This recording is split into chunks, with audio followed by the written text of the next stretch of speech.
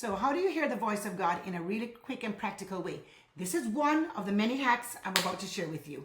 Number one, Philippians 2:13 says it like this. Listen, it is the Holy Spirit, it is God who works in and through you, right? So number one is having confidence that the Holy Spirit who lives inside of you, you have the mind of Christ. So stop thinking you're always wrong. Stop thinking the devil and your flesh and your emotions are always getting the better of you. Why don't you think from the truth that you and I are sons and daughters of the living God, that the Holy Spirit lives inside of us? We do have the mind of Christ. Therefore, we're hearing and apt to hear God more than we are not, because we are one with him. So stand on the confidence that you're able to hear him. Number two, the confidence that because he's a good father, he wants to have you hear him. He's not trying to block you and hide and make it so mysterious and so difficult that you can't hear him. That's just not the heart of God. So one is understanding and accepting that you and he are one. We are one in him, and he works on the inside. So there's some things that are going to happen on the inside. Number two, he's a good father. And as a good father, he wants to hear us. Number three, we are in a relationship. And in a relationship, what do? We relate. So the more time that we spend with God, the more we'll understand his likes, his dislikes. We'll understand what he sounds like, what he doesn't sound like. The more time that we spend with him.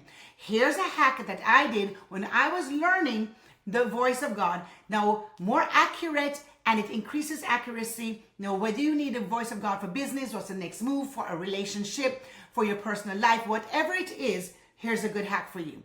Get a book. And when you feel a prompting, because God moves through nudges as well. He's inside of us. So sometimes you'll think, man, I need to call this person. Oh, wow, I need to go to this store. Oh, I'm thinking I should take a different route. Whoa, you know what? I don't know if we should leave yet. Sometimes these different promptings will come on the inside of you. They're inexplicable, but they're so natural that you can think that it's your own understanding and not realize that it's the Spirit of the Lord that is guiding and guarding and governing you in that moment. So prove it, test it, write it down, write the date down, and see if it proves out. Sometimes you see that happens and you barely missed an accident. Sometimes you call that person and go, wow, I was really hoping someone would call me. I was really going through a tough time. Or, man, I thought of you as well. Right? Now, there's a difference in a demonic pull and a spiritual pull. That's another video. But here's a general rule. When the Lord lays someone on your heart, he will normally lay it from a place of compassion, a place of building, not the place of lust, not the place of distraction, but not the place of bad, older memories to tie you back into something that you have left. He will lead you through a place of empowerment, a place of productivity, a place of moving forward, a place of support and building. So it's normally a compassion-based leading and prompting and pulling when another person comes to your heart or comes to your mind. Oh, I should pray for them. You get this kind of compassion. So one of the quickest hacks is to write it down and then develop your muscle memory in a spiritual way. Your intangible muscle memory. Just like if you were playing sports and you kick that ball over and over and over, then you'll have muscle memory. It's just like when you put your keys in the same spot every single time and then you don't even have to think about putting your keys in there.